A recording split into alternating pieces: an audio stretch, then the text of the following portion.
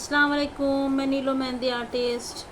कल हमने सारे जो सीखे थे वो पेटल्स थे।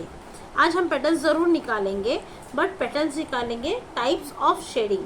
शेडिंग कैसी शेडिंग की जाती है, कौन से टाइप्स होते हैं शेडिंग में, क्या निकालना है हमें अभी? Types of shading. ठीक है, सो मैं इधर नाम लिख रही हूँ, types of shading, TYPES, types of shading. Okay, अभी शेडिंग बहुत अलग अलग तरीके की होती है और जैसे पेटल होता है वैसे शेडिंग्स होती है। ठीक है, सो मैं आपको एक पेटल बताने जा रही हूँ, कैसे पेटल्स निकालते हैं और कैसे शेडिंग की जाती है।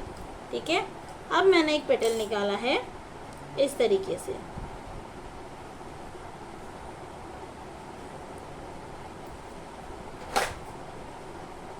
ठीक है, आप मेरा पेटल देख रहे हो, हमने ये पेटल सीखा हुआ है बराबर।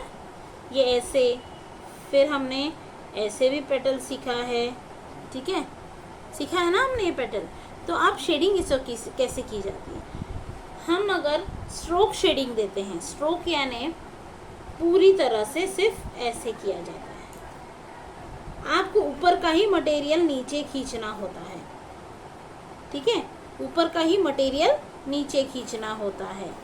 ठीक है, सो देखो मैंने अभी दोनों तरीके से किया हुआ है। ऊपर का मटेरियल मैंने सिर्फ नीचे खींचा है, मतलब जो ऊपर का एक्स्ट्रा मटेरियल जो होता है वो हम इसे नीचे खींचते हैं। ऐसा कभी करना चाहिए। पहले हम पेटल बना लेना चाहिए, उसको सूखने देना चाहिए और उसके बाद में शेडिंग करनी चाहिए। अगर आप गीले में करोगे शेडिंग तो पूरा आपका पेटल ख़राब हो जाएगा।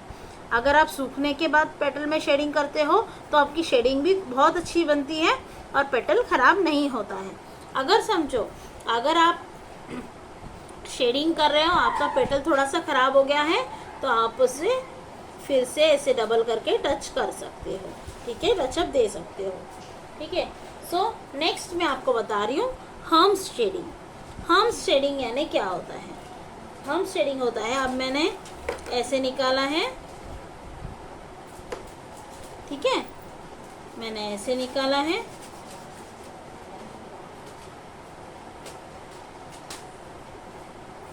ठीक है, सो देखो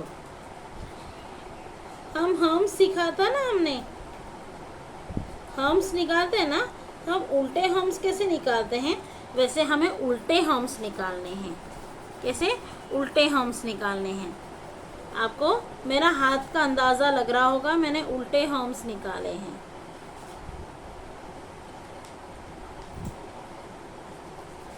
इसे कहते हैं हम्स शेडिंग। ठीक है, हम्स शेडिंग जब हम निकालते हैं तब आपको ये पता चलना चाहिए कि हम्स शेडिंग में कैसे होता है, कैसे निकाला जाता है।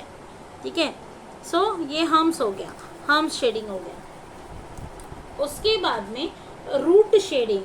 रूट शेडिंग यानी रूट शेडिंग कैसे होता है, आपको मैं रूट शेडिंग बताती हूँ।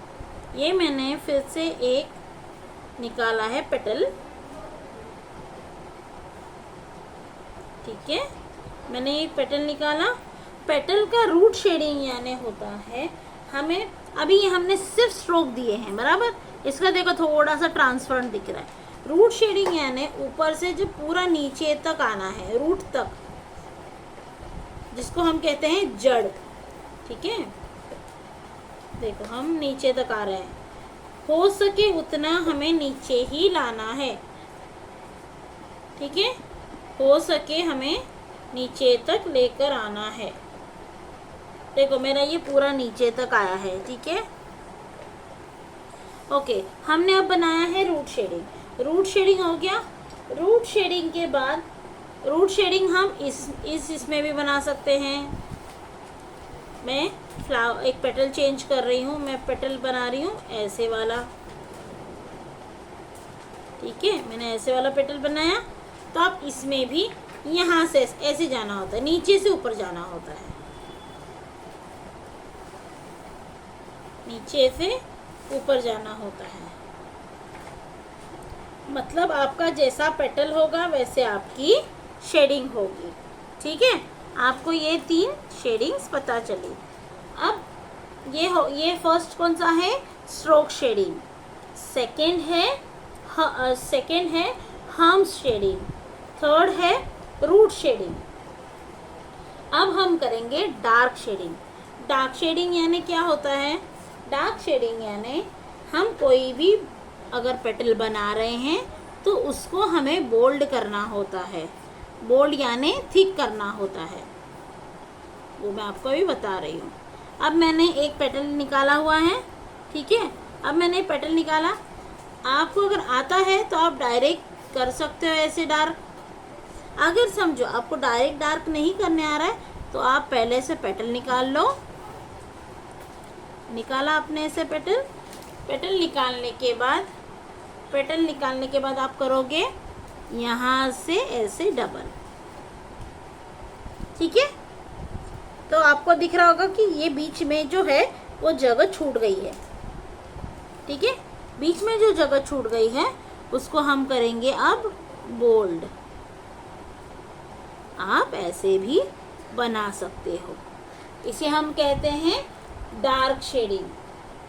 डार्क शेडिंग भी कह सकते हो, अदरवाइज ये होती है डार्क शेडिंग, ठीक है। आपको इतने तक समझ में आ गया जो मैंने अभी तक बताया है। फर्स्ट में फिर से बता रही हूँ, फर्स्ट होता है स्ट्रोक शेडिंग, सेकंड है हम्स शेडिंग, थर्ड है रूट शेडिंग, फोर्थ है डार्क शेडिंग, ठीक है। आज के लिए इतना ही। अल्लाह हाफिज़।